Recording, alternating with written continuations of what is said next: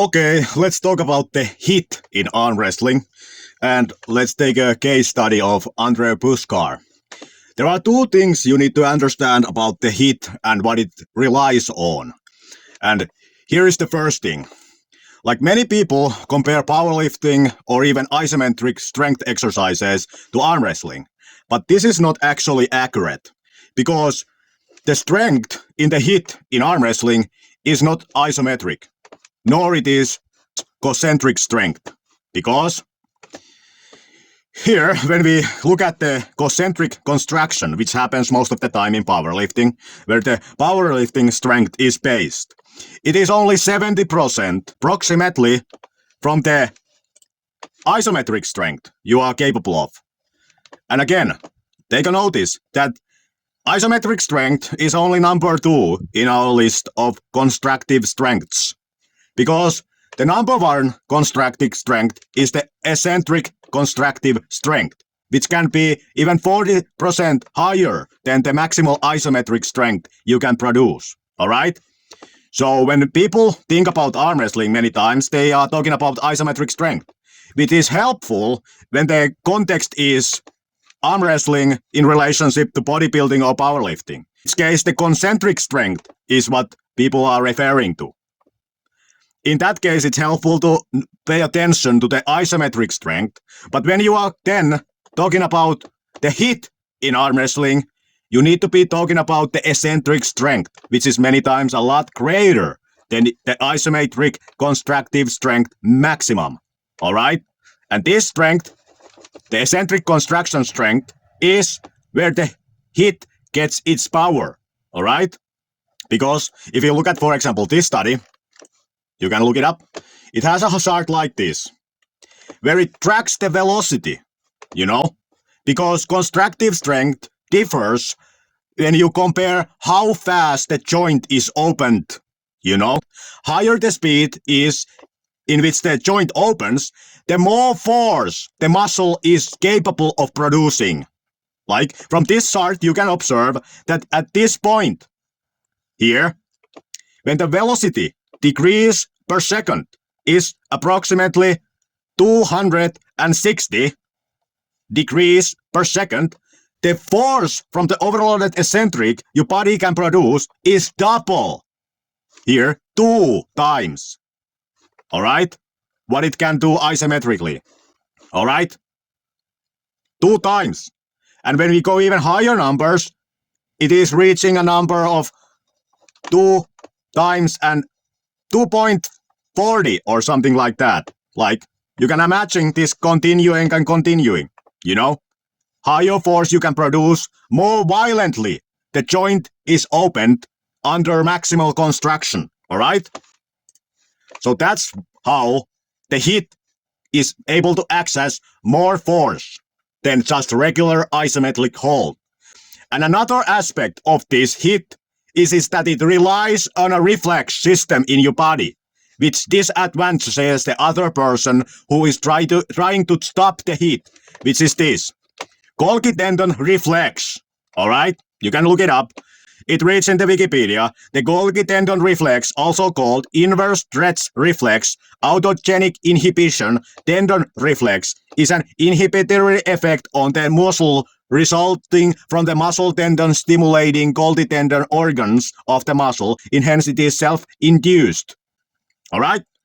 So due to this reflex, your muscles, when they are exposed to sudden high force, will just relax. Stop producing power, force, alright?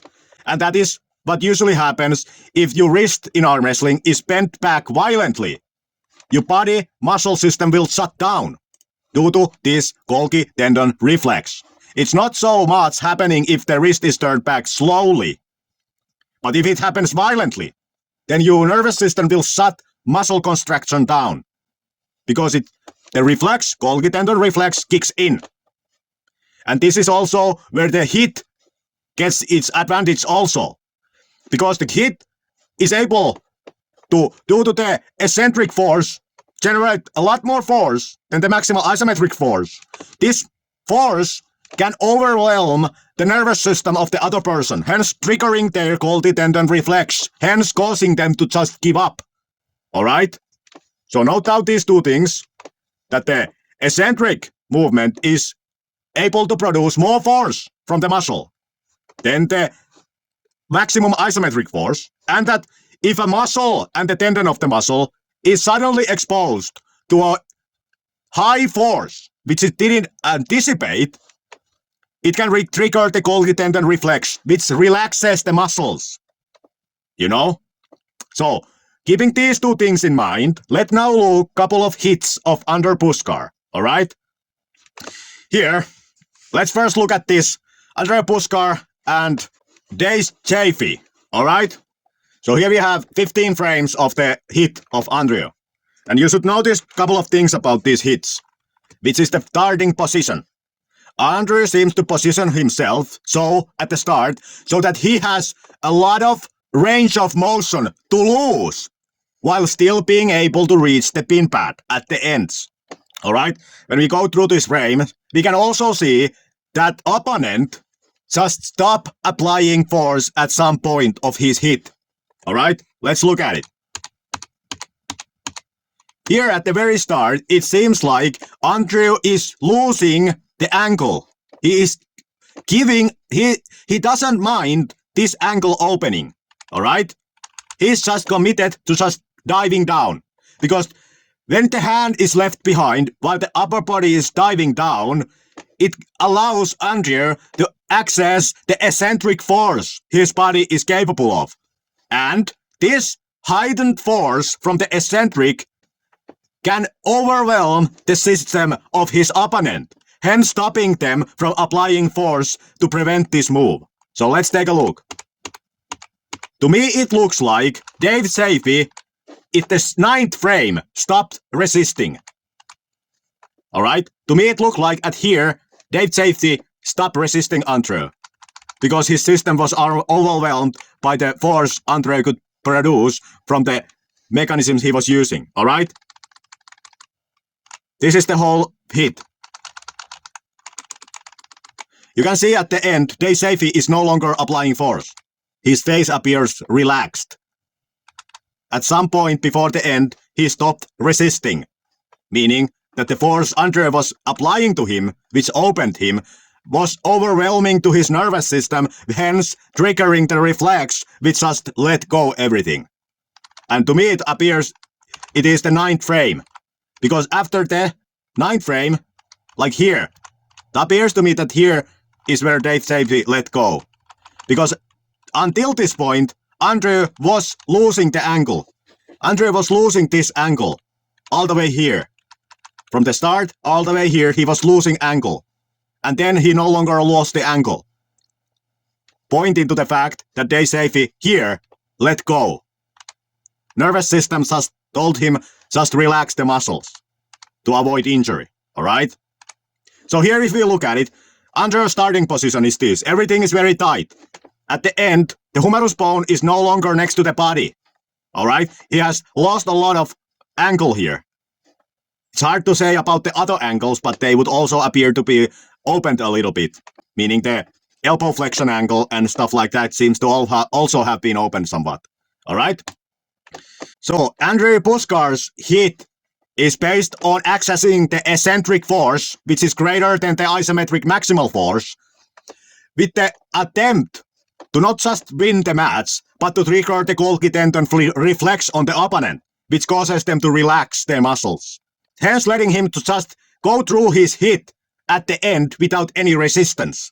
You know? Like if Deon Chaffy would not have the Golgi tendon reflex triggered, he could have just applied force all the way throughout Andrew's hit, which would have maybe caused Andrew to open up the ankles he had so much that he could not have the pin go through all the way. You know? He couldn't no longer pin because his ankles were so opened.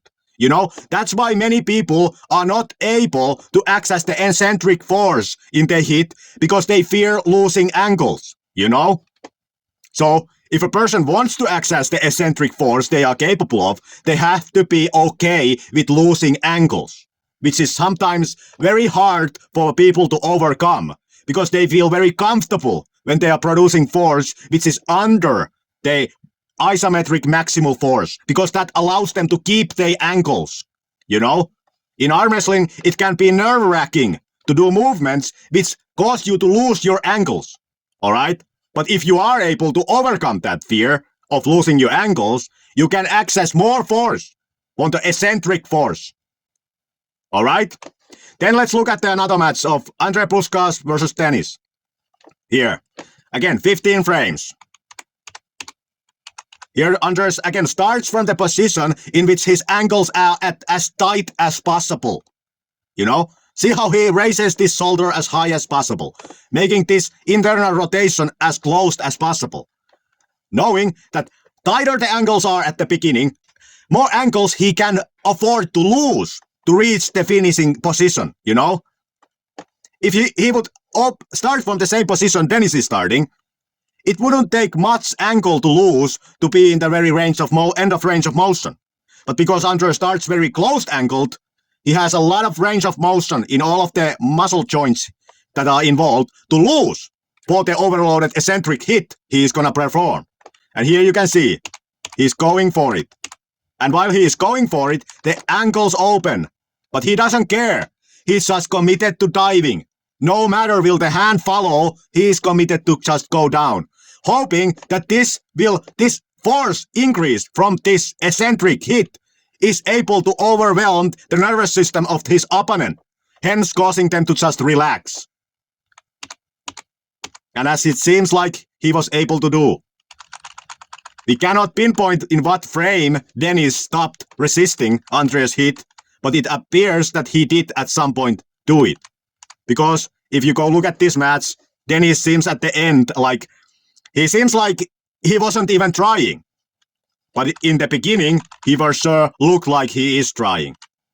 At some point here, the reflex in Dennis was triggered, which caused him to just relax.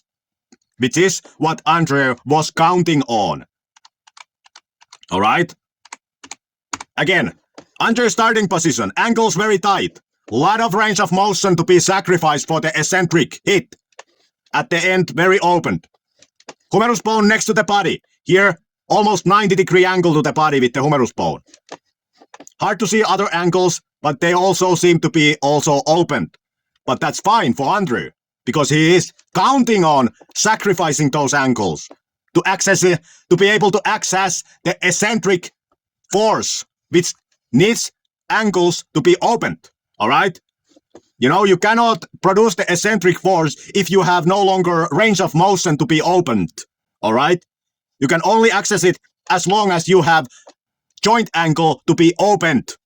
And hence, at the beginning, Andrew makes sure that all the joint angles are as tight as possible, so he would have as much of range of motion to be sacrificed for the overloaded eccentric, so that he could access that overloaded eccentric power his muscles are capable of producing, which is far greater than the isometric maximal force. Alright? But then, you might ask, but why is the Golgi tendon reflex even in the muscles? You know, it seems like it's just making you weak. But here's the thing, if we look at this match, Levon against Deon, here it seems like that Deon was able to override this reflex, and then the danger this places for you is that now, if the other person is able to extend your arm, like if these both people would be hitting at the same time, the overloaded eccentric would be so violent that it would cause so great force to your muscles and tendons that it might result in injury, you know? And hence this is what happened here. Deon was not counting Levon to be as strong as he was, and hence Levon just ripped this joint open, as you can see here. Like you can see, Deon is maximally trying to resist the joint being opened.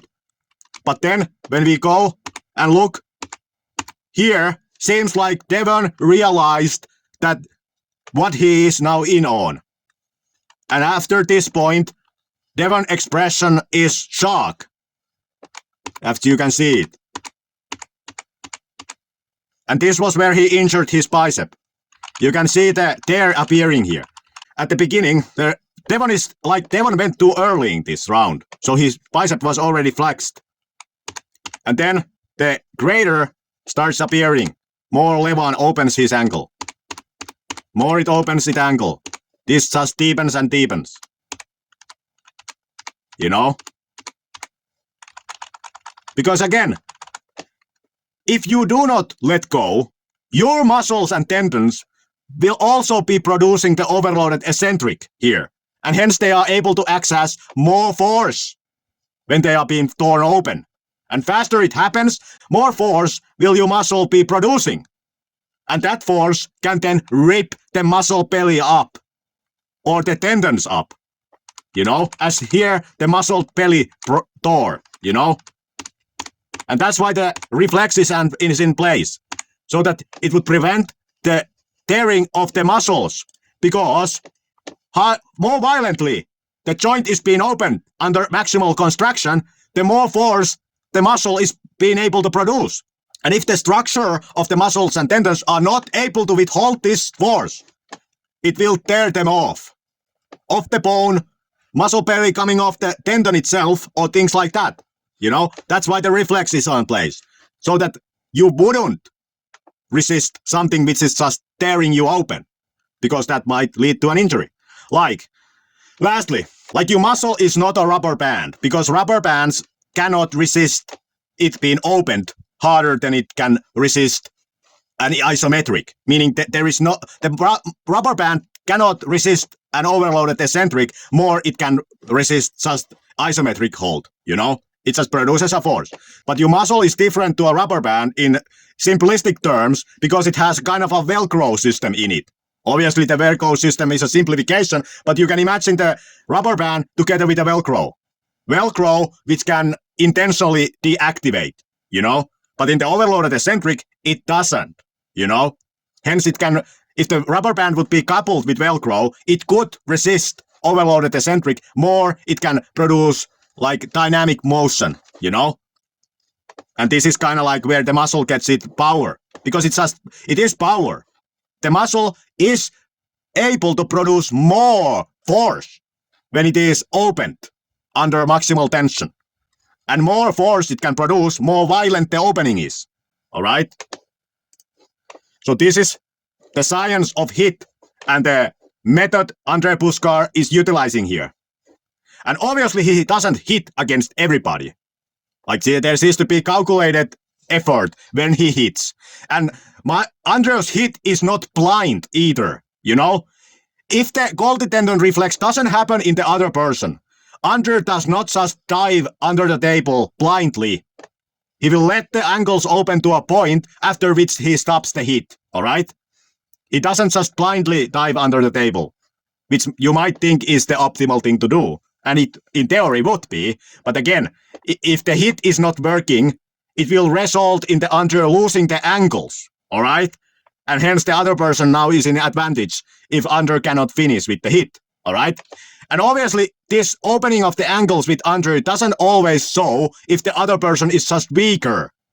Andre is committed to losing those ankles, which doesn't mean he will lose those ankles if the other person is not strong enough to cause him lose the ankles, you know? That's why many times when you see Andre hit somebody with this method, he doesn't even lose ankles, even though he is prepared for losing those ankles, because the other person wasn't even able to rip his ankles open. And hence his hit went through without it looking like he lost any ankles. Meaning just that the other person was just way weaker than Andre.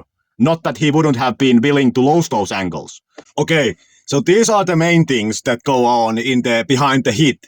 But then, the two things being eccentric contraction, being accessing more force, and the Golgi tendon reflex. But then there is also other things which build on these things, which is the initiator and reactor interplay, which play behind this all, which gives you yet a more advantage for being the guy with the hit.